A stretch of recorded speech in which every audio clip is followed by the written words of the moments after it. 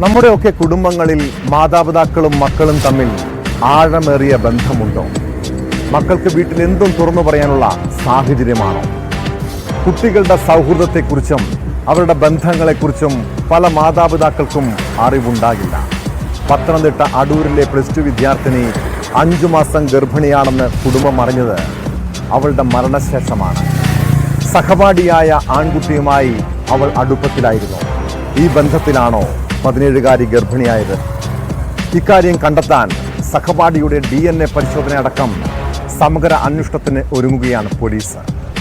പോസ്റ്റ്മോർട്ടത്തിൽ പെൺകുട്ടി ഗർഭിണിയാണെന്ന് വ്യക്തമായതോടെ POCSO case register ചെയ്തിട്ടുണ്ട്.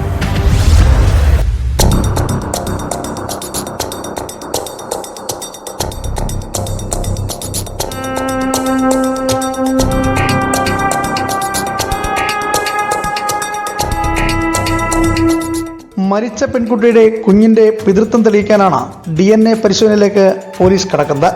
ഇതിനായി പെൺകുട്ടിയുമായി പ്രണയത്തിലെന്ന് സംശയിക്കുന്ന സഹപാഠിയുടെ DNA സാമ്പിൾ ശേഖരിക്കും. ഗർഭസ്ഥ ശിശുവിന്റെ സാമ്പിൾ നേരത്തെ പോലീസ് ശേഖരിച്ചിട്ടുണ്ട്. ഇതിന്റെ പരിശോധനാ ഫലം വന്ന ശേഷമേ കേസിൽ അറസ്റ്റ് അടക്കമുള്ള നടപടിയിലേക്ക് പോലീസ് നീങ്ങുകയുള്ളൂ.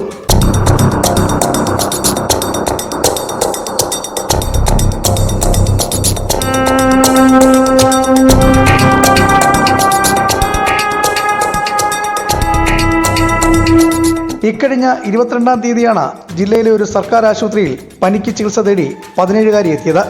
അണുബാധ കണ്ടെത്തിയതോടെ വിദഗ്ധ ചികിത്സയ്ക്ക് നിർദ്ദേശിച്ചു. ബന്ധുക്കൾ പെൺകുട്ടിയെ ആലപ്പുഴ വണ്ടാനം മെഡിക്കൽ കോളേജ് ആശുപത്രിയിലേക്ക് മാറ്റി. 25-ന് പുലർച്ചെ പെൺകുട്ടി മരിച്ചു.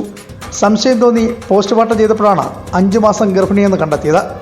ഗർഭം ഒഴിവാക്കാൻ പെൺകുട്ടി അമിത അളവിൽ മരുന്ന് കഴിച്ചത് അണുബാധയ്ക്കും മരണത്തിനും കാരണമായെന്നാണ് നിഗമനം. പെൺകുട്ടി ആരുടെ പ്രേരണയിലാണ് മരുന്ന് കഴിച്ചതെന്നും പോലീസ് അന്വേഷിക്കുന്നുണ്ട്.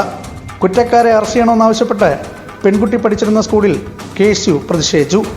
ഈ വിദ്യാർത്ഥികളുമായി ബന്ധപ്പെട്ട് ഇപ്പോൾ ഉയരുന്ന ചില സംഭവവികാസങ്ങൾ പരിശോധിച്ചാൽ ഇത്തരത്തിലുള്ള കാര്യങ്ങളെ പറ്റി പ്രിൻസിപ്പളിനടക്കം PTA-ക്കടക്കം അധ്യാപകർക്കടക്കം നേരത്തെ ധാരണകളും വിവരങ്ങളും ഉണ്ടായിരുന്നു. അന്നൊക്കെ ഈ വിഷയം പതുക്കെ ഒതുക്കി തീർക്കാനുള്ള നീക്കമാണ് സ്കൂളിന്റെ ഭാഗത്തു നിന്നുണ്ടായത്. അതിന്റെ അനന്തരഫലമാണ് ഈ കുട്ടിയെ മരണത്തിലേക്ക് നയിച്ചത് എന്ന് പറയാതെ വയ്യ.